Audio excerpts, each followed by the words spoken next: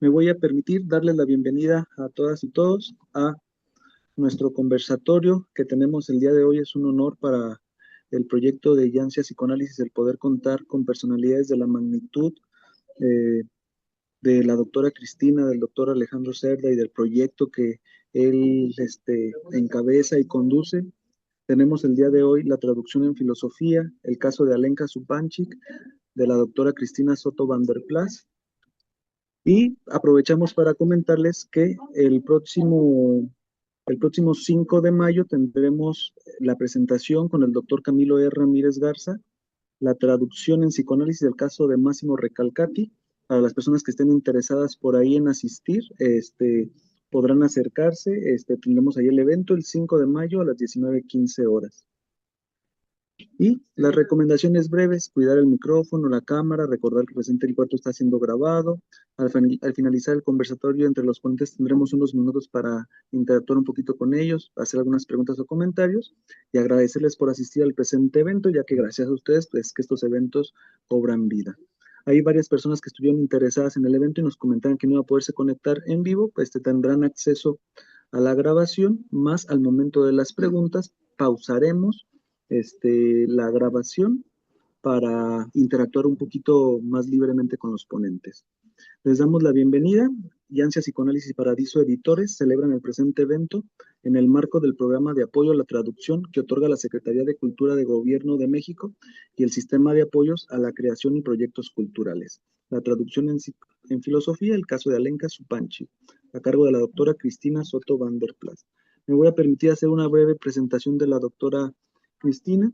Es profesora de literatura hispánica en la Universidad de Utrecht, doctora en literatura latinoamericana por Cornell University y maestra en psicología clínica por Santa Clara University. Psicoanalista en formación, su investigación y docencia son transdisciplinarias y trazan redes entre regiones con especial atención a cómo la literatura latinoamericana viaja y transforma imaginarios. Sus intereses abarcan también el psicoanálisis, la psicología crítica, la filosofía, la traducción y la escritura creativa. Actualmente desarrolla 2 proyectos de investigación, uno sobre la crónica contemporánea y el nuevo periodismo narrativo, y otro sobre los vínculos entre las formas literarias y las prácticas analíticas. Ha publicado múltiples textos académicos, crónicas en revistas nacionales e internacionales. Publica regularmente en la revista Tierra Adentro. Ha traducido al español diversas obras de la filósofa eslovena Alenka Supančič, publicadas en Paradiso Editores. Ha coeditado el libro Vocabulario de Marx a través de Lacan, una brújula para la economía política y libidinal, y el libro Literatura Latina, una enciclopedia para estudiantes. Su libro Curazao, Costa de Cemento, Pueblo de Prisión, fue ganador del Premio Nacional de Crónica Joven Ricardo Garibay en 2019. Unas breves palabras que no alcanzan a transmitir el gran recorrido y experiencia que tiene la doctora Cristina. Entonces, el conversatorio va a estar dirigido y va a estar a cargo del doctor Alejandro Cerda, en conjunto de la doctora Cristina, y este evento no hubiera sido posible sin el gran trabajo que hace Paradiso Editores para que las traducciones y proyectos de esta naturaleza puedan llegar a oídos o audiencia latina. Entonces, muchas gracias, Alejandro, por todo el trabajo que haces para que tengamos acceso a este tipo de materiales. Y dicho esto, sean bienvenidos, y Alejandro, doctora Cristina, los micrófonos y las cámaras son totalmente suyos. Adelante.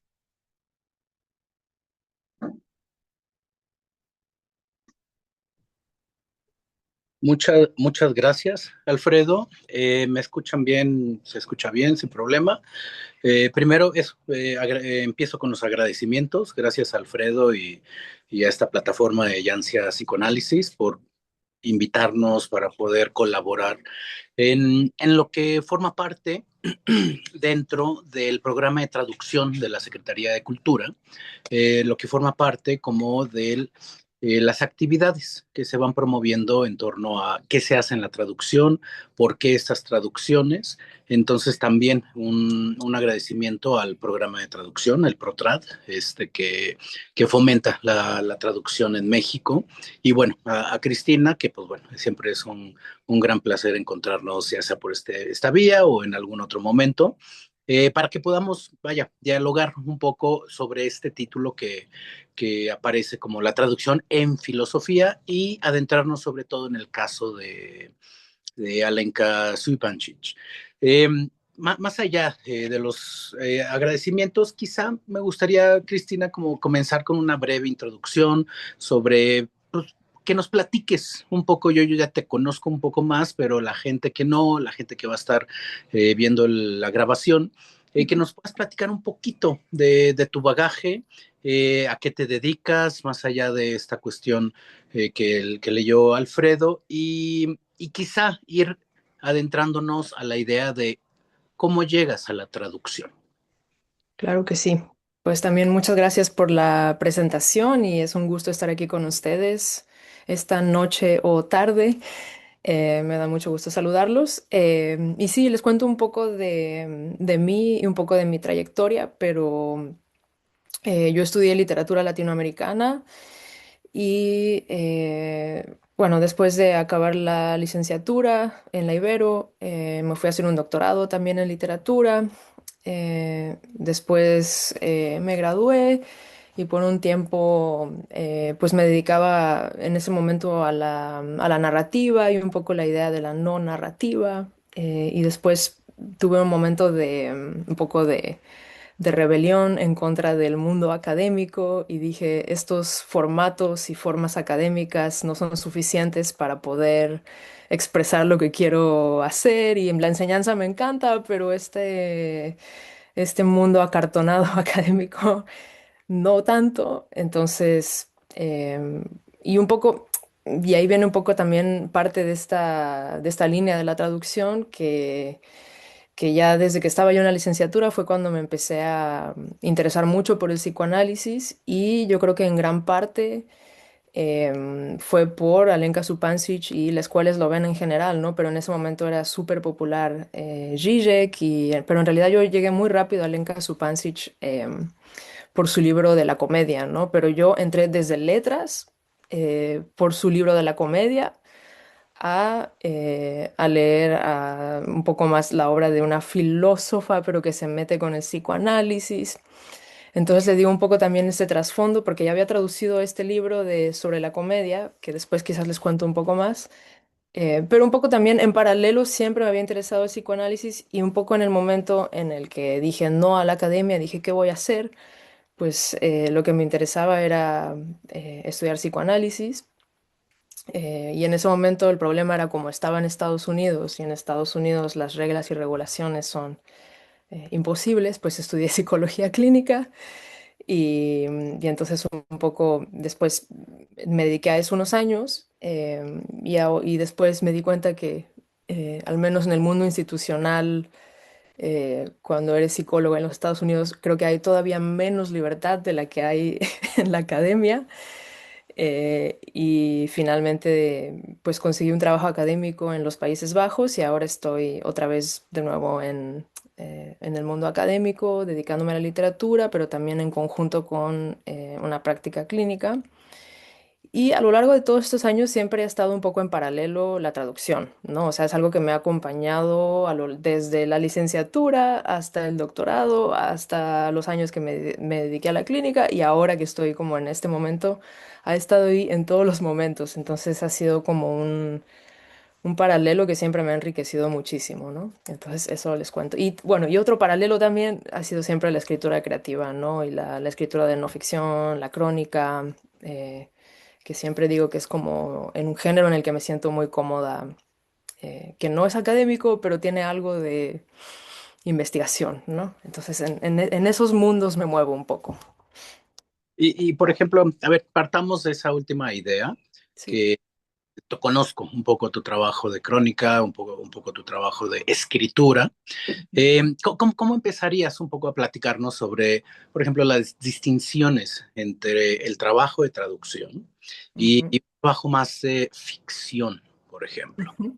Ambas implican escritura, un texto preestablecido, pero platícanos un poquito de cómo ves tú estas distinciones, porque sí, son ramas que parecen divergentes, pero no sé si en algún momento llegan a combinarse en tu trabajo. Ujú. Es una muy buena pregunta, creo que porque, no sé, en parte, porque hay mundos en donde le llaman como a la escritura de ficción, o incluso la escritura de no ficción, le llaman como este eufemismo de escritura creativa. Desde mi perspectiva, es como si no toda la escritura fuera creativa. Yo creo que en realidad toda escritura es creativa y en parte también la traducción tiene una parte de creatividad, ¿no? Tiene una beta de creatividad en donde también es necesario siempre buscar otras alternativas, otras posibilidades cuando no se encuentra el modo realmente de expresar algo de la manera literal, ¿no? Entonces yo creo que eh, como en lo que yo escribo, sí, quizás hay, obviamente, quizás los materiales, la forma es un poco distinta porque no hay esta idea de un original, ¿no? Y lo pongo como entre comillas porque creo que esa idea de original también em, no es necesariamente la manera en la que me aproximo a la traducción, pero en una traducción definitivamente lo que haces es entrar en el mundo o en las palabras, en la sintaxis, el ritmo, la forma de decir de alguien más. Y a veces pienso quizás que es más como una relación de escuchar íntimamente a otro, mientras que en mi propia escritura es quizás es como más bien traducir a mi mundo la manera en que yo escucho el mundo, ¿no? Pero un poco está filtrado por mí, mientras que en la traducción, aunque haya ese filtro, intento que ese filtro no esté tan presente, ¿no? También el otro día leía un libro acerca de la escritura, como de la escritura a propósito no creativa, porque al final pienso también que de la traducción y de todos los materiales con los que estoy en contacto, ya sea ficción, no ficción, lo que traduzco, al final creo que la forma en la que mi escritura se nutre es también, llamémosle, robar ideas pues de todos lados, ¿no? De lo que lees, de lo que te cuentan, y así se va construyendo, pues, el material más rico. Me da, vaya, me gusta escuchar esta idea de partir de la Mm. cuestión que la traducción es creatividad, ¿sí? Ujú. Pero en ese sentido, y me da la impresión de que te apartas un poco de esta estigma que se viene cargando del traductor, traidor, tal. Vaya, en ese sentido, toda traducción es una traición, pues sí, pero me pongo a pensar también en que hay muchas maneras quizá de afrontar el tema de la traducción. Pienso en este ensayo canónico de Benjamin, ¿sí? Sobre el trabajo del traductor. Y Ujú. para él, básicamente, pues sí, es llevar de una lengua a otra, pero al final de cuentas toda traducción es original. Es Claro. un original. También me pongo a pensar un poco en el clasicismo, un poco más de Humberto Eco, donde menciona el traducir es como decir casi lo mismo y poniendo énfasis en ese casi, pero considero que a veces con Eco es muy rígido en sus reglas, o sea, como que muy apegado a ciertas reglas que se siguen en la traducción.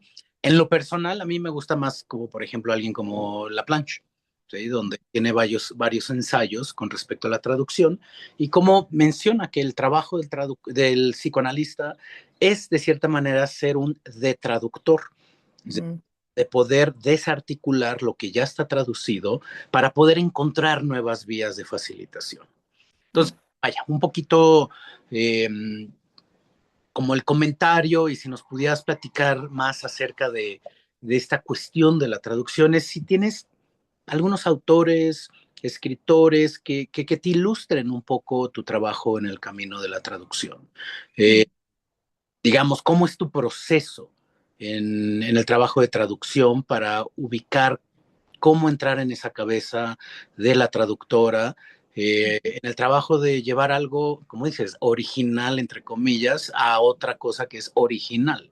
Entonces, Ujú, cómo abordas ese proceso? ujú.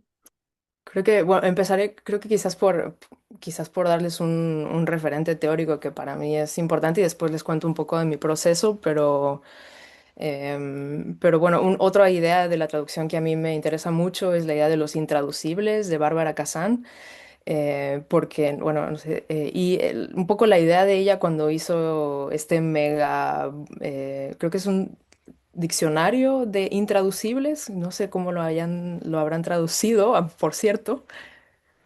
Eh, no sé si decías algo, pero bueno. Perdón que te interrumpa, en español, este libro, el vocabulario está en siglo XXI. Es Ah, una obra magna. ujú, exacto. Y yo creo que, porque lo que pasa es que yo lo vi en inglés, pero claro, el original es en francés, pero bueno, esa idea del original de nuevo, ¿no? Pero justo una de las cosas que ella dice que a mí me interesa mucho es que un poco la idea de los intraducibles, y ella entra todo esto desde el mundo de los sofistas, y es súper interesante también su bagaje, porque también en relación con Lacan, y Lacan pensado como un sofista. Pero algo que ella dice que me interesa mucho es un poco que los intraducibles no es lo que no traducimos, sino más bien una forma de lidiar con estas diferencias entre lenguas, ¿no? Porque un poco estos términos intraducibles son síntomas de las diferencias entre las distintas lenguas que un poco no podemos dejar de traducir o no cesan de no traducirse, ¿no? Y un poco entonces ese tipo de palabras que a veces son conceptos, ¿no? En donde siempre nos topamos con el problema de cómo decir esto, ¿no? Y ahí viene como este asunto de que también hay ciertas cosas en ciertas lenguas que entonces muestran algo acerca de la estructura de la lengua, ¿no? Y la lengua quizás entendido de manera lacaniana también, ¿no? Pero hay algo de la estructura de esa lengua que quizás no se puede pasar a otra lengua y entonces siempre tenemos que hacer esta famosa nota del traductor para explicar como esta palabra que realmente no tiene esta traducción, pero en este libro usaremos este término, ¿no? Pero para mí me parece que justo cuando hay esa nota del traductor es porque hay un intraducible, ¿no? Porque hay algo ahí que insiste y que no, y cada vez hay que tomar la decisión de cómo traducir, ¿no? Y de cómo pasar a esta otra forma de decirlo, ¿no?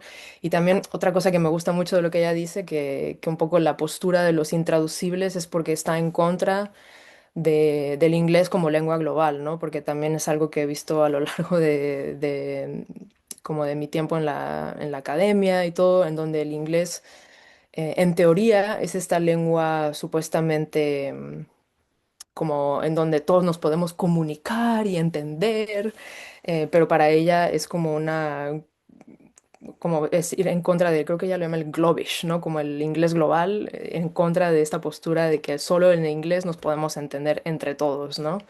Entonces mantener esa diferencia entre las lenguas. Y un poco, en parte en mi proceso de traducción, y en particular con una autora como Alenka Supancic, en donde ella también, pues su lengua materna no es el inglés, aunque yo la traduzco desde el inglés, ¿no? Obviamente porque es la lengua en la que sus libros circulan y también sé que muchas veces ella escribe primero una versión en esloveno de sus libros y después no sé exacto, como con mucha claridad cuál es el proceso para ella de pasar de esta versión a la versión en inglés, pero por ejemplo sé que otros de sus libros tienen una versión en francés y luego tienen la versión en inglés, es un poco diferente a la versión en francés porque la edita, la cambia, pero entonces la que yo tomo es la versión, ¿no? del inglés, bueno, porque es la lengua que conozco, para pasarla al español, ¿no? Entonces ahí también ya hay de por sí como la marca de un escritor que no es hablante nativo, que escribe en una lengua que no es la suya, y también en un registro filosófico, ¿no? Entonces eso nada más un poco como el trasfondo. Y ahora y les cuento un poco también de mi proceso de traducción, y un poco cómo me aproximo también a este problema de, ¿no? de la intraducibilidad o lo traducible, ¿no? Em, y un poco en manera técnica, tengo un proceso un poco análogo y quizás muy tedioso. Em, pero cuando yo, bueno, lo primero que hago obviamente es leer el libro una o dos veces, porque siempre, sobre todo con la obra de Alenka Supancic, estoy un poco obsesionada y entonces cuando sale el libro lo busco, lo leo, lo releo, lo subrayo, obviamente, como cualquier lector, ¿no? O sea, me aproximo al libro primero como lectora, ¿no? Y creo que eso también es importante, ¿no? No me aproximo al libro pensando cómo voy a traducirlo, sino primero como lectora y como investigadora y como pensadora, pero no como traductora. Y una vez hablo con Alejandro y Alejandro dice, bueno, vamos a traducir este libro. Entonces viene el siguiente paso, ¿no? Que es un poco aproximarme al libro ya como pensando en traducirlo, ¿no? Entonces tengo así mi atril con el libro y lo primero que hago es traducir a mano. Entonces tengo mis cuadernos y entonces a mano un poco voy pasando eh, lo que voy traduciendo del libro. Y les digo esto porque encontré un poco un truco para mí misma, pero porque porque empecé primero traduciendo en la computadora y me di cuenta que como mis manos pueden ir mucho más rápido de lo que quizás puede ir mi mente al ir procesando lo que voy traduciendo. Entonces no me doy cuenta a veces de traducir demasiado literalmente lo que estoy como pasando a la computadora, ¿no? Entonces, al hacerlo a mano, me obligo a mí misma a ir más lento y entonces tengo que pensar dos veces antes de pasar la frase a la pluma, ¿no? Entonces ahí ya soy consciente a veces y me tengo que detener y tachar de cosas que de otro modo no me haría muy consciente, ¿no? Como la sintaxis o el pasar a veces en inglés se usa muchísimo, por ejemplo, la voz pasiva. Entonces, ¿cómo voy a cambiar el objeto de la oración al sujeto, invertirlo? Y muchas cosas así que te vas dando cuenta ya con la experiencia y con el tiempo, ¿no? Pero entonces lo hago a mano, pues eso me ayuda para hacer ese tipo de cosas, ¿no? Una vez tengo esa versión, entonces lo paso a la computadora y entonces en ese pasarlo a la computadora ya hay una primera revisión en donde ya también me doy cuenta de ciertas torpezas, repeticiones, muchas veces también, porque en inglés las frases suelen ser mucho más cortas, entonces, y en español subordinamos oración, oración, entonces ahí me doy un poco más la libertad de hacerlo más natural. Luego viene un proceso también muy engorroso que es mi menos favorito de traducir, que es buscar las citas de la autora, que tengo que encontrar el equivalente de la cita en una traducción al español, ¿no? Entonces, si cito, no sé, un seminario de Lacan, tengo que ir a buscar la traducción al español. Y ahí siempre también te das cuenta a veces de los fallos de las traducciones en una o en otra lengua, ¿no? Y a veces también de los fallos a veces del libro original, ¿no? Que hay veces que hay citas que no encuentras y etcétera. Entonces, ese es como un trabajo detectivesco que es interesante, pero es muy engorroso porque para mí sí, no me gusta mucho traducir yo misma la cita de un libro que sí está publicado en español, si no tengo que, ¿no? Si no lo encuentro de plano, sí, pero intento respetar que hay traductores que ya hicieron ese trabajo, ¿no? Una vez tengo la versión en la... Perdón, ¿dices? Ese es un buen punto. ¿Cuál sería el propósito de tú como traductora formar parte de una tradición de traductores y darle esa importancia de, ok, voy a regresar a algo que ya tradujo López Ballesteros o Ujú. Echeverría? En Lacan, pues bueno, hay varios. ¿Cuál es la importancia? A diferencia de decir, pues ya, no me importa, yo lo voy a traducir. Ujú. Sí, creo que yo lo voy a traducir. A veces me imagino, para los traductores que pobres, no reconocidos y no tienen tiempo, entiendo perfectamente que a veces no lo traducen y claro, lo más fácil es que yo lo traduzca, ¿no? Pero a mí me parece en particular importante porque no solo es un gesto de que ya alguien hizo este trabajo, sino también de referir a esa traducción en específico que estoy rescatando en este libro.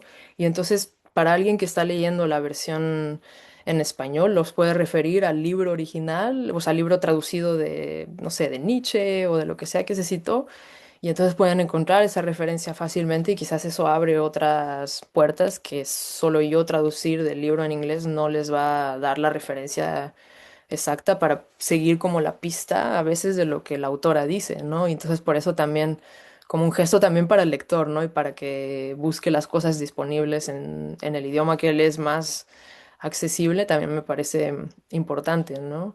Y también otro gesto que lo hago a propósito es que siempre que cito, no sé, una obra de Nietzsche que busqué la traducción, siempre a propósito cito el traductor también, ¿no? Porque que generalmente a veces se citan los libros, pero no se pone el traductor, se lo brincan, pues yo siempre insisto en ponerlo. De hecho, según entiendo, no sé si es Ametli, se supone que ya es una práctica necesaria el poder dar muestra de quién tradujo esa obra, sobre todo porque regresamos un poco a la idea de si la traducción pues, es una obra creativa, en el sentido de que tomas un original y lo transformas en otro original. Ujú. eh, sí se necesita ese crédito. Incluso hoy en día ya es necesario que todo traductor tenga sus créditos, no solo en la página legal, sino en la portada o portadilla. Cualquier Ujú. todavía es aceptable, pero precisamente para darle el crédito, el valor de lo que implica una obra creativa. Total. Que muchas veces como que es eso, pasa muy desapercibido como, bueno, solo hiciste traducción de una lengua a otra y ya. Sí. Y aquí me gustaría como llevarte a un punto sobre cuando leo tus traducciones. Para empezar, te agradezco que tengas este trabajo y esta sutileza de detective, porque es fenomenal para un editor que vea que están buscando las traducciones originales, están formando parte de ese árbol genealógico de traducciones de lo que está disponible en español, y que Ujú. es una labor titánica. Eh, Sí. que igual y algunos sistemas hoy en día nos facilitan Sí, totalmente. de poder buscar esas citas, pero muchas Ujú. veces muchos autores no parafrasean las citas que dijo Lacan. Entonces es más difícil buscarlas en el original. Sin embargo, te quiero llevar un poquito a esta idea que escucho de cómo trabajas, la parte análoga, cómo van manejando tus procesos, sobre todo porque de lo que te conozco, tus gustos literarios, de lo que me has podido incluso como recomendar, son poco familiarizados, o incluso me atrevería, la estructura lingüística de estos gustos literarios que me has compartido son atípicos. Me refiero Ujú. a Eduardo Lalo, Sí. un Pozzi, eh, incluso en algún momento Leila Guerreiro, que Ujú. usualmente la estructura que ellos manejan no es tan sencilla, seguirlos. Y a lo Ujú. que quiero llevar es un poquito a ir buscando esta idea del ritmo, porque cuando Ujú. traducciones, tú tienes un ritmo muy específico, Ujú. que no tiene que ver con esta parte de pronto de una estructura muy divergente, al contrario, es un ritmo muy amable que acompañas al autor. Desde el original me refiero un poquito con Alenka. Entonces, un poquito que nos platiques cómo influyen igual y estas lecturas, este bagaje que tú has tenido, que tú has construido, como desapegándote de la academia, de ese rigor a veces muy acartonado, y cómo llegas a encontrar pues, un ritmo propio para que quien te lee en la traducción, eh, yo en lo personal lo agradezco mucho porque es muy amable, muy fluido. Ujú. Sí, no, totalmente. Creo que efectivamente los escritores que me gustan son raros y a veces, a veces su sintaxis y su modo de decir las cosas y sus formas son raras.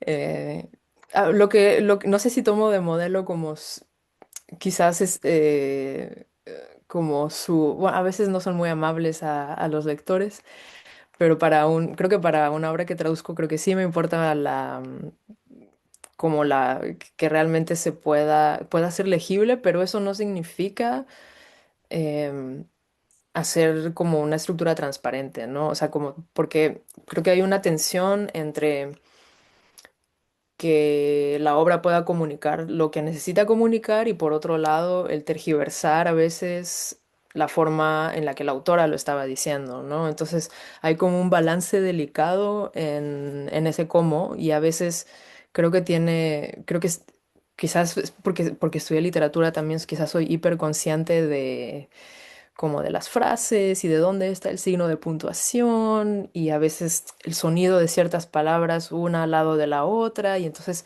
a veces es casi como, a veces al final, cuando hay algunas frases que yo digo, uy, esto no, como que no fluye. A veces lo leo en voz alta y digo, ajá, ahí está el problema, ¿no? Porque a veces simplemente con decirlo en voz alta ya te das cuenta por qué no fluye la frase y a veces simplemente hay que invertir las palabras o hay que hacerlo de tal modo que, ¿no? Que sea legible, pero de nuevo no significa simplificar y hacerlo comunicable, ¿no? Porque uno no es el que está, y creo que uno no es el que está interpretando lo que el autor dice de manera fácil, sino que estás realmente como, es una labor de encontrar entre las dos lenguas, ¿no? Como entre el original de esta otra lengua a tu propia lengua, como cuáles son los ritmos en español, ¿no? Que son un poco diferentes al original y entonces que sí se vale y que es también ya ir demasiado lejos, ¿no? Entonces creo que sí hay algo de mi escucha y de esa sensación de que quiero que fluya y suene bien sin traicionar al original. Me pasa mucho con Alenka que tiene mucho como las dobles negaciones y estas frases de no solo esto, sino esto, not only this, but, bla, bla, bla. Ella hace eso todo el tiempo y en español, bueno, y en inglés y en inglés no puedes hacer dobles negaciones y en español sí, pero ella las usa de tal modo en inglés que en español entonces tienes que estar ahí como jugando todo el tiempo con las negaciones, por ejemplo, ¿no? Y suena a veces muy raro en español y tienes ahí que ahí meter la mano un poco. Claro, claro, claro. Ahora, a ver, platiquemos un poco de Alenka, ¿sí? Ujú, Al final de cuentas, has traducido bastantes libros de ella, que van tres ujú, libros. sí. Eh, el de ¿Qué es el sexo? El de Sobre la comedia, y este último que apareció el año pasado de La sombra más corta.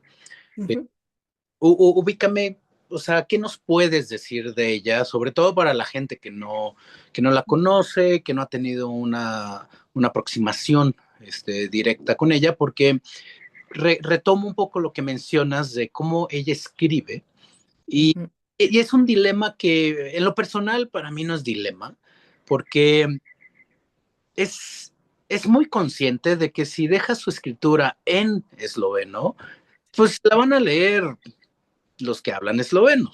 O sea, ujú, y que es un sector muy, muy acotado a un país. Me sí, pasa mucho también con algunos autores escandinavos sí. que deciden mejor escribir directo en inglés. Y entiendo, está esta parte del inglés, la lengua imperialista, el globish, como menciona. Sin embargo, algo muy, muy agradable de Alenka es que para ella no es un debate. Más Ujú, bien, para ella es poder escribir en inglés, luego lo escribirá en esloveno o al revés, no importa, pero con el fin de poder tener una mayor escucha en una lengua que, pues, aceptémoslo, es de las más, pues, como fluidas, de las más promovidas, nos guste o no, pero pues está, el público que habla es, es, es, es mayoritario. Entonces, eso no significa que se quede en un tema imperialista, lo toman en claro. cuenta, pero platícanos un poquito de ella. O sea, ¿qué implica traducir a esta autora eslovena Ujú. y una de las filósofas más vibrantes de los últimos años? Eh, ¿Qué ha sido esta experiencia con el encuentro que tienes con su escritura? Mm. Uf, para explicarles quién es, necesito como cuántas horas, pero bueno, les digo un poco en breve, ¿no? Pero es una filósofa em, que sobre todo, bueno, se ha dedicado a un poco a pensar qué implica eh, para la filosofía, el psicoanálisis, un poco diría como que ese sería quizás como los dos ejes principales, pero también no solo qué implica para filosofía el psicoanálisis, sino también para el psicoanálisis la filosofía, ¿no? Y un poco está como en esta tensión. em, y dentro de esta relación, que a veces no necesariamente es una relación de iguales, sino una relación con muchísimas tensiones históricamente, en diferentes contextos, con diferentes problemas, pero entonces ella la manera en que trabaja, pero también yo creo que es un poco un rasgo de gran parte de la escuela eslovena, ¿no? De Žižek, de Mladen Dolar y de muchos otros que quizás forman parte del mismo círculo, pero un poco la manera en la que ellos se aproximan a pensar filosóficamente es a través de temas, obras bastante comunes, populares, a través de chistes, a través de películas, a través, en el caso de Alenka Supancic, a través de, no sé, obras de teatro, de, bueno, también mucho de cine, le interesa mucho la comedia, ¿no? Y diferentes formas que para ella yo creo que van iluminando conceptualmente este problema más grande, ¿no? Y yo creo que eh, ella está quizás obsesionada con una cierta estructura que quizás necesito otra hora para explicarlo, pero un poco para ella está el mismo problema que es una cierta tensión que se ilumina en una gran gama de expresiones, ¿no? Ya sea literarias, ya sea en el psicoanálisis, ya sea en un problema, por ejemplo, de los nuevos materialismos. Entonces, como ella discute un montón de distintos temas, sobre todo contemporáneos y muy actuales, ¿no? Por ejemplo, no sé, un discurso de Trump, etcétera. Ella discutirá como un montón de temas, pero siempre un poco aproximándose con esta lectura suspicaz y notando estos puntos contradictorios y los momentos en donde no tiene sentido, ¿no? Y entonces ella como que siempre va a leer a contrapelo lo que está pasando, ¿no? Y lo que también se produce. Entonces eso a mí me llama mucho la atención también porque me permite encontrar más que un qué dice, porque creo que no hay quizás como una propuesta sistemática de esto es lo que ella propone y este es el argumento, en ese sentido no es una escritura académica tradicional, pero lo que sí encuentro en ella constantemente son formas de enfrentarse con distintos temas, ¿no? O operaciones o lógicas que se repiten, ¿no? Entonces son como cosas que ella encuentra de diferentes maneras. Por ejemplo, tiene este chiste que a mí me encanta de el café, que llega, bueno, lo voy a contar mal, pero no sé si tú te lo sabes, Alejandro, pero del café sin leche. Cuento mal igual. Hablando de posibles, o sea, Sí, siempre me sale mal este chiste, pero llega un hombre y pide un café y le dice, ¿Me puede dar por favor un café sin leche? Y el mesero le dice, no, lo siento, solo tenemos café sin crema, no tenemos café sin leche, ¿no? Y entonces ese mismo chiste creo que sale en dos o tres de sus textos y lo repite en diferentes momentos, pero siempre lo hace como para iluminar esta estructura paradójica de qué significa algo con sin, ¿no? Y entonces, en fin, ya es una reflexión muy interesante, pero digamos, esto se los digo un poco porque es un ejemplo de cómo ella piensa y ese chiste aparece en este texto y en el texto sobre el sexo aparece otra vez. No sé si en el de creo que en el de la comedia capaz que también, ujú. no me acuerdo exactamente, pero entonces como que vuelve, pero para darle otra vuelta, ¿no? Y para darle como otra vuelta de tuerca, otra cosa que nueva que surge, algo nuevo que pensó con respecto a lo que venía diciendo, ¿no? Pero es una manera de iluminar esta problemática y darle otra vuelta. Y hay algo interesante de lo que mencionas de Alenka, porque de lo que yo encuentro con ella es que en efecto, hay veces que le digo que su escucha y su escritura parece como un trabajo del psicoanalista, Sí. donde sobre un discurso ella Mm. se pone en las grietas. Ella es muy, muy precisa, muy hábil para, por ejemplo, tomar un evento, un suceso político como un discurso de Trump y encontrar las grietas, ahí como estas brechas de las que habla un poco Lacan. Y a partir de ahí se mete en todo un debate teórico, filosófico, psicoanalítico maravilloso. Sí. Entonces, es muy interesante cómo su manera de operar es a partir de justo estar muy al pendiente de que aquí hay algo que a ella le saltó.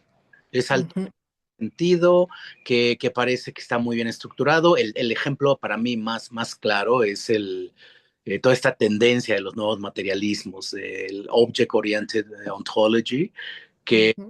que me encanta cómo ella le da el giro para decir, bueno, es una ontología desorientada del objeto. Sí. Eh, y a partir de ahí le da la vuelta y me parece que, de nuevo, es de las filósofas más vibrantes que empieza a tener un contradebate con su maestro Badiou, Ujú. incluso con Grant Harman, con Alain Badiou. Entonces, esa parte es genial de encontrar en su escritura. Sí. Otra que me atrevería como a posicionar un poco en paralelismo con lo que nos estás platicando, que quizá tenga que ver con la obsesión. Es Mm. decir, de entrada te diría, ¿quién no se obsesiona con la lenca? O sea, que la gente que la lee por primera vez siempre está como de, ya quiero que salga el siguiente libro y tiene este allure, este atractivo. Eh, y ella misma, acá cuando vino el año pasado, le platicábamos un poco de su libro de Nietzsche, porque de repente es un libro que publicó en el 2003, Sí. hace mucho tiempo, es de sus primeros libros, Sí. y de pronto la figura de Nietzsche ya no vuelve a aparecer en su obra. ¿Sí? Sí. Es muy fiel a su Kant, es muy fiel a Lacan, Hegel ni se diga, pero Sí. de repente la figura de Nietzsche desapareció. Y un poco lo que nos decía es que ella estaba traduciendo el libro Sí. de Nietzsche de Badiou y Sí. se obsesionó con Nietzsche. Justo en este trabajo de traductora de buscar la cita correcta, y vaya, la traducción de Nietzsche al francés, del francés, dice que es espantosa. Entonces, que era muy difícil el decir, bueno, a ver, mejor me voy al alemán, voy a ver Claro. lo que hace. Entonces, la obsesión me parece que es un registro que, escuchando un poco tu trabajo, que opera un poco en el sentido de cómo se traduce. De pronto Ujú. no solo es el trabajo de detective, sino también es un poco el trabajo de una obsesión, y me atrevería a decir un amor por la obsesión, de poder Ujú. empezar a tratar de entender lo que el autor está diciendo y no pasarlo tal cual como en una calca, como en algo literal de Google Translate, que uno se da cuenta. O sea, Sí. me llegan traducciones así, le digo, no uses Google Translate. ¿Sí? O sea, encuentra tu ritmo, encuentra Claro. ese estilo que tienes. Entonces, vaya, un poquito la pregunta es, ¿cómo crees que se diferencia en tu trabajo el traducir a alguien como Alenka, a diferencia de otras traducciones? Ujú. ¿Cómo lo has encontrado en tu experiencia? ¿Por qué Mm. Alenka quizá tendría un lugar especial más allá de esta obsesión que tenemos por ella? Ujú. Eh, y sobre todo para que el público pueda ver la importancia de poder traducir una obra filosófica eh, en inglés prioritariamente a un idioma español y que empecemos a conocerla en ese ámbito. Claro, sí, ¿no? Creo que sí, que en parte, claro, es también, sí es la obsesión, pero también querer compartir, ¿no? Eso que yo leo en ella y que me emociona tanto, pues con otros, ¿no? Y también con, no sé, con cualquier persona que lee español de una manera quizás que aunque quizás podrían leer el libro en inglés también muchos, pero es muy diferente también leerlo en tu idioma, pienso, ¿no? Yo a veces busco también traducciones de autores que me interesan porque siento que haya una manera de aproximarme a un texto más, no sé, a través de un afecto diferente que quizás en inglés, que a veces para mí lo aplana un poco, ¿no? Pero no, pero sí, definitivamente creo que hay algo de Alenka que me parece muy importante resaltar, de la forma en la que piensa, creo que lo dices muy bien, ¿no? En el sentido de que tienes un poco esta escucha psicoanalítica que va ahí a ese momento en donde hay un huequito, donde, no sé, alguien dijo algo, pero que nadie leyó de esta manera, como el punto de contradicción. Y creo que, no sé, a mí simplemente me da ganas de amplificar y compartir esta emoción por la forma en la que ella piensa y también lo que eso nos puede permitir eh, para nuestra propia forma de pensar nuestras realidades, ¿no? En ese sentido también porque creo que em, traducir a un autor como ella, ¿no? Como con esa potencia, con esa seriedad, bagaje eh, y con esa, a veces como intensidad incluso, lo siento, porque suele escribir libros cortos, pero son muy intensos, ¿no? A diferencia de Zizek, que escribe así unos ladrillos, pero que tienes que estar ahí buscando entre su, no sé, entre su a veces vómito verbal, dónde está, hay muchas cosas muy interesantes, pero tienes que pasar por el trabajo de estos tabiques, pero en el caso de Alenka, no, creo que hay como estos libros cortos, al punto en donde se condensa de manera muy clara como algo muy potente, ¿no? Y ahí simplemente a mí me da ganas de compartir lo que yo veo y que me puede también a veces permitir para mi propio pensamiento, a veces para la, no sé, incluso para la forma también en la que leo literatura, la forma en la que también mi rol de analista, entonces también eso me ayuda, ¿no? Como lo que yo veo en ella, ¿no? Lo que leo en ella. Hay varias cosas que me gustaría que sigamos profundizando, Cristina. Mm. Eh, Sobre todo regresando al tema del trabajo, de la Ujú. traducción. Y escuchando un poco lo que nos compartes, que sí, al final de cuentas es esta escucha íntima, como menciona Alfredo, pero también creo que toda traducción o todo traductor, traductora, siempre se ve confrontado con el momento de una toma de decisión, Sí. Mm. donde traduces, es inconsciente de esta manera o de esta manera, traduces, vaya, el mayor, no sé si sea el dolor de cabeza de todo traductor, pero la Aufhebung de Hegel, pues, es como, ¿cómo lo traduces? Sí, subsunción, superación, o sea, pero al final de cuentas, me parece que todo trabajo de traducción llega a ese punto donde tú como traductora tienes que tomar una decisión. Y para Ujú. tomar una decisión no solo es del trabajo de traducción, sino me atrevería incluso a decir que es un poco trabajo de interpretación también, por el contexto, por el tiempo, por la lengua a la cual estás traduciéndolo. Entonces, vaya, una pregunta un poco amplia, pero ver si la podemos ir articulando sobre cuál crees que sea la diferencia entre eh, interpretación y Ujú. traducción, sobre todo en el trabajo que tú nos compartes a través de, en este caso, de Alenka. Ujú. Mm. Esa pregunta creo que pone en tensión algo muy interesante y esta diferencia entre traducción y interpretación, ¿no? Porque creo que como si pienso en interpretación, lo primero que me viene a la mente también es como todo este bagaje y tradición de la hermenéutica, ¿no? Y creo que viene, si lo pensamos, creo que la hermenéutica es una palabra como que viene de la tradición griega, pero hasta donde yo sé, creo que traducción viene como del latín, ¿no? Entonces es como una cosa posterior. Y sé que hay algunas lenguas, creo que el árabe, por ejemplo, creo que tuve esta discusión con mi mejor amiga cuando estaba aprendiendo árabe, Uh -huh. que en árabe no hay una palabra para decir traducir, se dice interpretar. ¿No? Y para mí me parece muy interesante porque yo creo que hasta no sé, será hasta, no, bueno, no voy a mentir, no sé hasta qué siglo, pero realmente es una cosa bastante reciente esta idea de que hay un original y un autor. em, y a lo largo de toda, ¿no? la Edad Clásica, la Edad Media, yo creo que todavía bastante después en el Renacimiento también, Se trataba más bien de la hermenéutica, ¿no? No de la traducción, porque la traducción ya viene más por la vía lingüística y la hermenéutica viene por la vía exegética y filosófica, ¿no?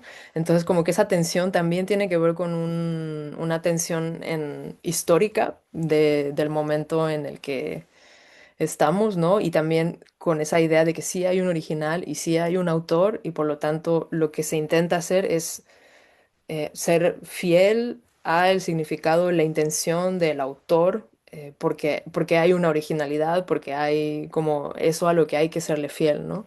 Versus la hermenéutica, en donde, por ejemplo, si ven, no sé, todos los comentarios religiosos, por ejemplo, del Talmud o, no sé, de la Biblia, etcétera, lo que se trataba era más bien de interpretar, ¿no?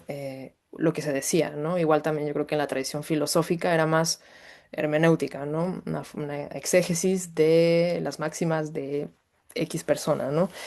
Entonces, efectivamente yo creo que ahora, y sobre todo como en mi trabajo de traducción tienes razón, que por una parte creo que no sé, la vía común de aproximarse es, claro, por la vía de la traducción, en el sentido de que es lingüístico, que es pasar de un idioma a otro idioma, transferir un significado, pero efectivamente hay momentos en donde ese transferir este significado a este significado implica tomar una decisión de una palabra y entonces ahí yo creo que viene la hermenéutica, ¿no? En general yo creo que un traductor hoy en día se mueve del lado de la traducción, de la lingüística, pero hay momentos de hermenéutica, ¿no? No diría, yo diría que aquí no me gusta tampoco la idea de que toda traducción es hermenéutica o es interpretación, porque no creo que deba de ser, porque entonces un poco se deja de lado la importancia de lo que se dice en el texto, pero sí hay momentos en donde hay una interpretación y una toma de decisión, ¿no? No sé, por ejemplo, bueno, hay muchísimos ejemplos, ¿no? Pero uno de los que siempre tengo que decidir qué voy a decir es cuando en inglés dicen knowledge y entonces en español tengo que decidir, ¿es saber o es conocer?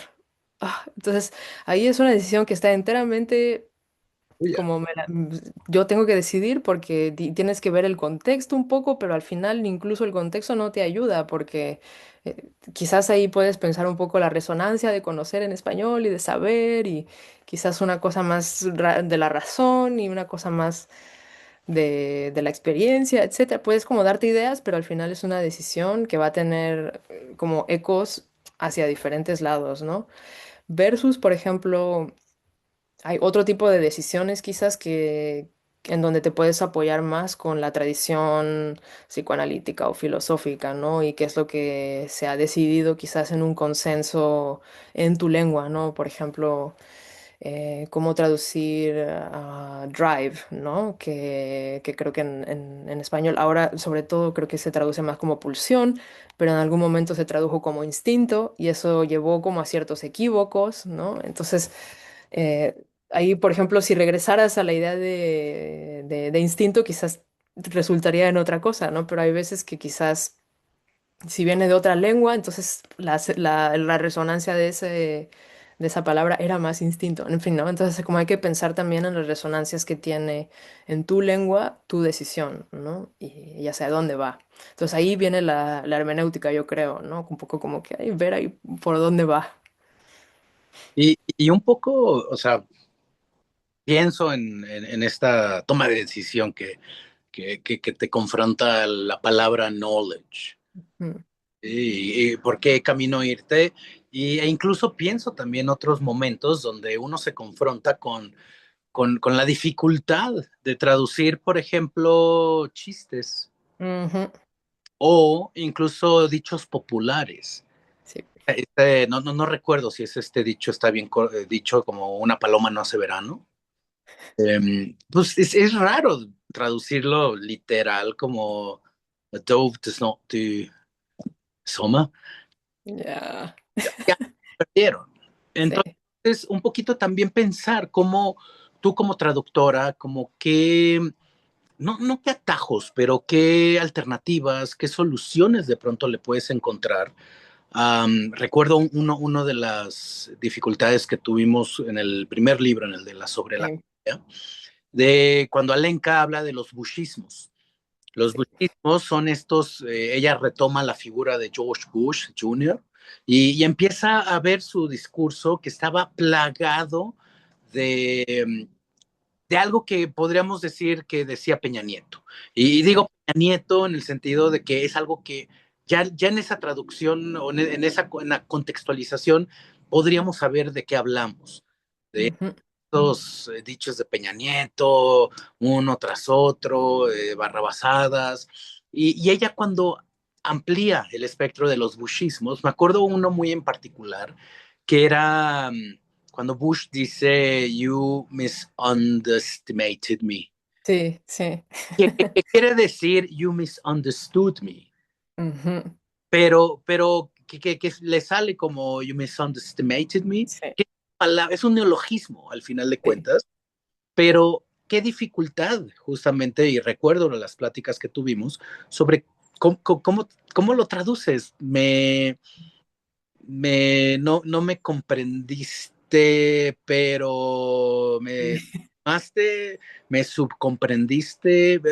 Es decir, esta toma de decisión me parece que viene de la mano un poco con el trabajo, pero también con qué alternativas encuentras Ujú, para poder comunicar un chiste, para poder comunicar un dicho popular. eh, en el contexto en el cual va a ser leído. Y ya ni se diga español. A mí, ujú, um, totalmente. uh-huh, Sí, sí, no, totalmente. Creo que en ese libro fue todo un reto porque sí, es un libro sobre la comedia y tenía tantos chistes uh-huh, que y bueno, pero no solo eso, ¿no? Como dices, como ella tiene una escucha muy psicoanalítica, también siempre está escuchando los equívocos y los juegos de palabras. Entonces, varias veces, o sea, en ese libro sobre todo, pero también en otros, siempre hay estas decisiones imposibles de cómo hacerlo, ¿no?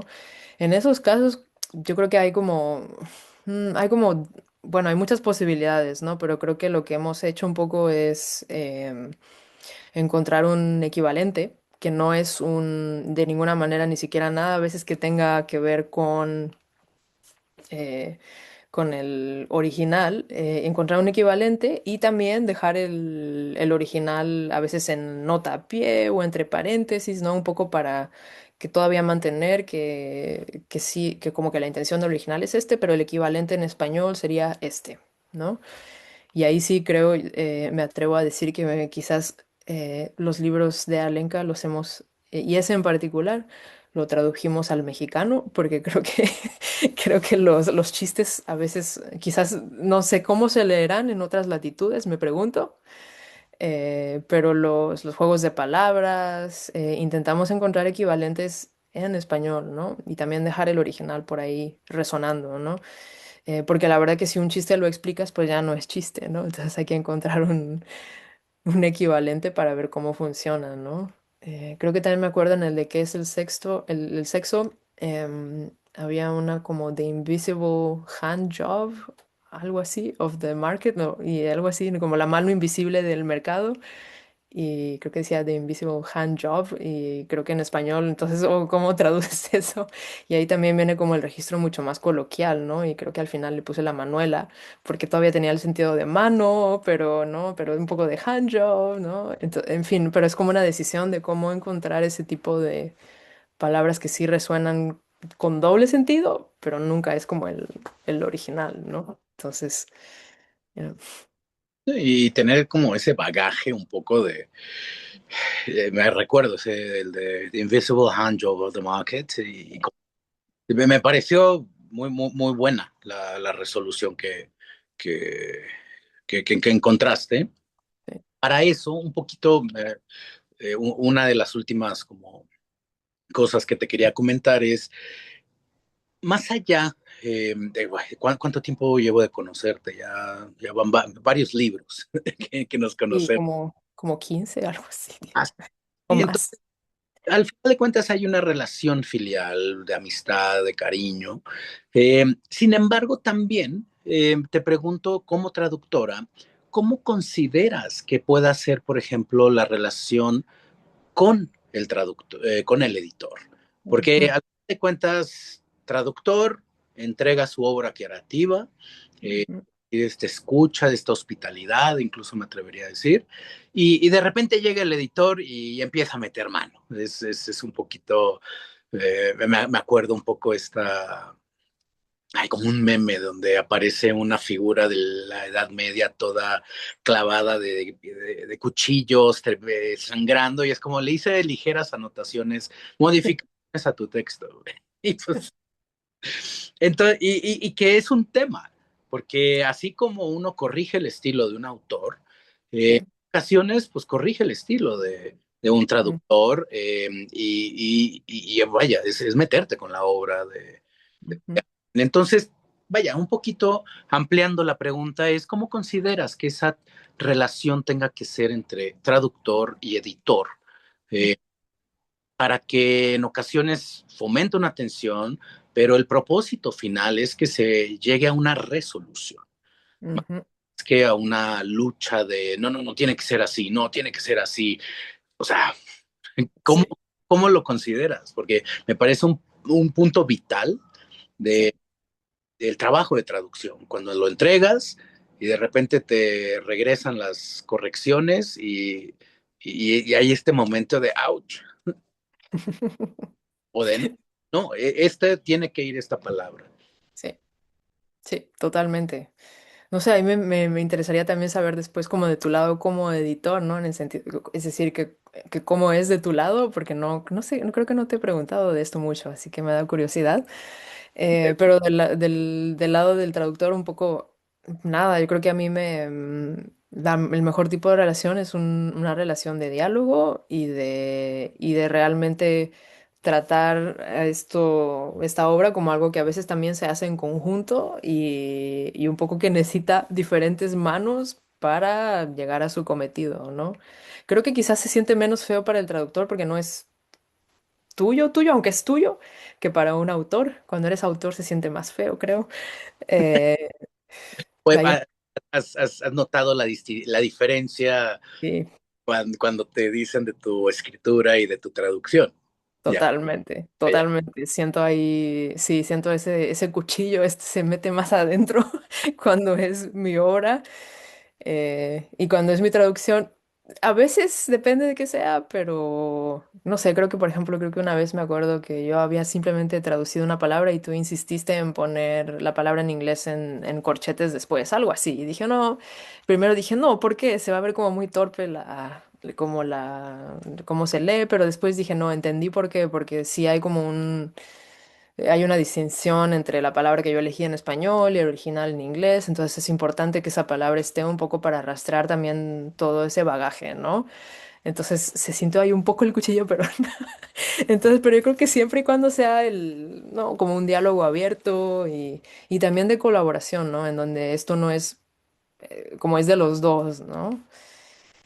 Al final sería creo que más complicado si todavía un autor interviene en su posible traducción, que eso también lo he escuchado de algunas personas que hablan la lengua a la que los traducen.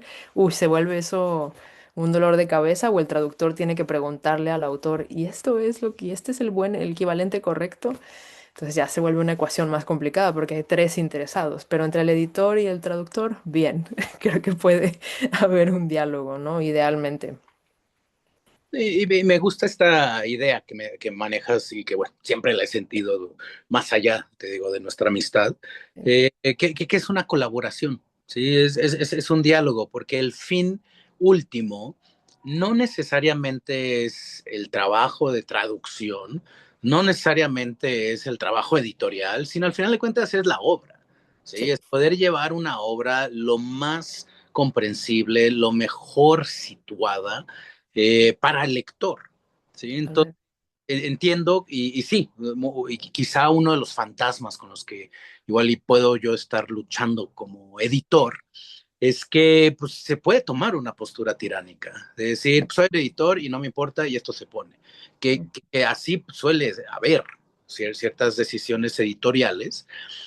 Sin embargo, tengo que admitirlo, que me ha gustado más este intercambio, este diálogo, de poder decir, mira, considero que esto es un poco mejor, de esta manera, tal, para no necesariamente clavar cuchillos, una manera innecesaria, pero sí para nuevamente, como siempre, tener la obra como el fin último, de decir, Ujú. lo que le digo a muchos autores también, que se quejan de, oye, pero es que me corregiste esto, oye, pero es que tal, y lo que siempre les digo es, mi trabajo como editor es hacerte ver bien a ti. Ujú. Ujú. Ese es mi único trabajo, y si no te quieres ver bien, pues ya mucho con eso. Pero me gusta esto, porque sí creo que tiene que haber una colaboración donde llega la traducción al editor, el editor la revisa y pues sí, encuentra, son otras manos, empieza a ver otra lectura, y que incluso no necesariamente pueda estar correcta la lectura Claro. del editor, pero para eso me parece que es importante este diálogo. Ujú. Como jugar tenis para, Sí. al final de cuentas, decir, mira, considero que es importante este corchete por tal, o sabes qué, considero que me quedo con este término, por, Ujú. porque pues al final de cuentas el propósito es establecer una obra, llevarla al lector, e incluso ahí ya no va a depender de nosotros, pero pues va a haber otra lectura, otra interpretación, como necesito, pero pues bueno, ese es el destino de cualquier libro. Sí. ¿Sí? Donde el autor, incluso el traductor e incluso el editor se tienen que desapegar del libro, se tienen que separar y dejar que pues ya cobre vida y lo que el libro haga, no haga, ya, Sí. ya es cosa del libro, si se logra sostener. Eh, Totalmente. Yo te pregunta, Carlos, porque, claro, dices que te parece, claro, la búsqueda personal encuentra el camino profesional y también la traducción y el psicoanálisis se encuentran, ¿no? Creo que es un cruce que ya no es tan frecuente hacerlo. Em, ¿Cómo ha sido? Siento que a veces, en un principio, desconcertante, porque a veces siento que son como dos cosas completamente separadas, ¿no? Como que no tiene nada que ver una con la otra y me posiciono frente a una de manera diferente que como me posiciono frente a la otra.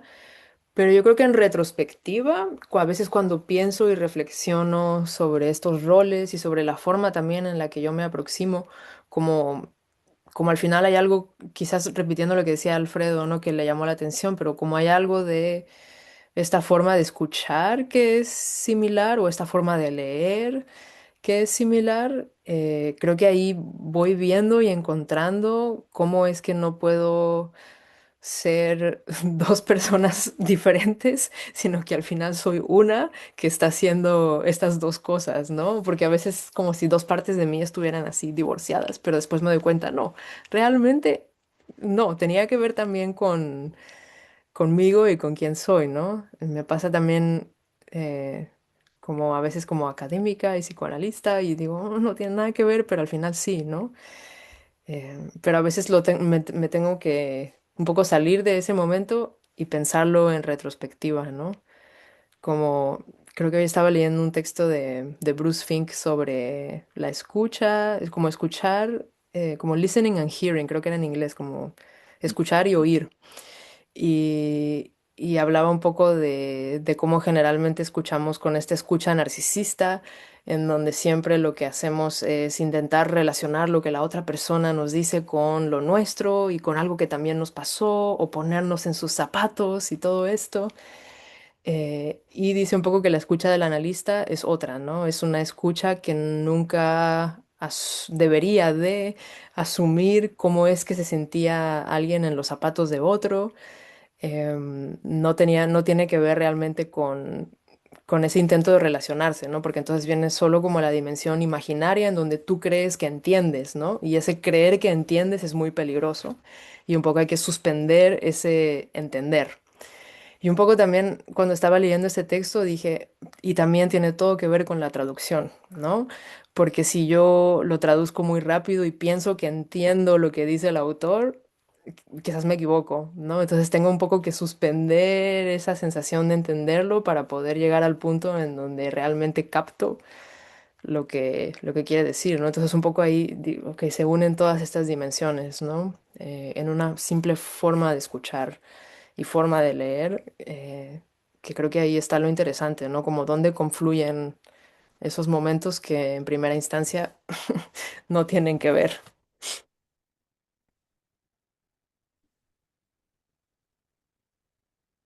Muy interesante, Cristina, y aprovecho un poquito esta pausa y como para ir suspendiendo también nuestro diálogo y agradecer a Alfredo Silva, a los asistentes, a Yancia, Psicoanálisis, sobre todo para poder eso, seguir dialogando, seguir trabajando cosas que pueden resultar igual y un poco obsesiones, igual y un poco pasiones, pero me quedaría con esta idea que maneja, que nos compartes con respecto a Bárbara Kazan y los intraducibles. Eh, Sobre todo pensar que al final cuando entregas el manuscrito ya traducido y empieza el diálogo, ir y venir, tal, me quedo quizá un poquito con la idea más derridiana de Ujú. que habría que tomar el texto no en su completud, Mm, sino el poder tolerar que todo texto esté incompleto, que todo ujú, texto va a quedar con ausencias, con huecos, con estas grietas justamente, y no pensar que vamos a encontrar una traducción fidedigna, final, todo al punto, al pie de la letra, que eso es algo que me da la impresión que Google Translate o incluso ujú, estas AIs nos dan, es decir, no nos dan el beneficio de poder justo tomar un texto y saber que el texto completo es siempre un texto incompleto, por decirlo paradójicamente. Entonces, te agradezco mucho, Cristina, esta oportunidad de charlar contigo y pues bueno, si te animas, sigamos con más traducciones de Alenka. Por supuesto, siempre me animo a eso. Sí, no, también muchas gracias por el ir y venir, por la conversación. También gracias a los que están aquí por escucharme y a los que escucharán también en el futuro.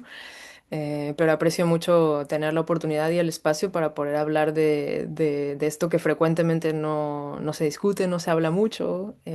Así que aprecio mucho que también, y no solo es de la traducción, ¿no? Sino siempre al final de cuentas es sobre algo mucho más amplio y un poco como decía Carlos en su pregunta, ¿no? Pero cómo confluyen los distintos caminos de lo que hacemos en una actividad, ¿no? Y en una forma de leer y de ver las cosas y de mantener esos huecos en la obra. Súper. Mucho a la doctora Cristina, agradezco mucho al doctor Alejandro por hacer estos esfuerzos, por acercar el diálogo, por movilizarnos y por permitirnos acercarnos a posturas sofisticadas eh, en Latinoamérica, que a veces no es tan sencillo, Alejandro. Entonces valoro mucho el trabajo que estás haciendo tú. Gracias. Agradezco mucho el esfuerzo del trabajo de la doctora Cristina. Muchísimas gracias. Eh, Agradezco nuevamente y que tengan una excelente tarde. Hasta luego, gracias.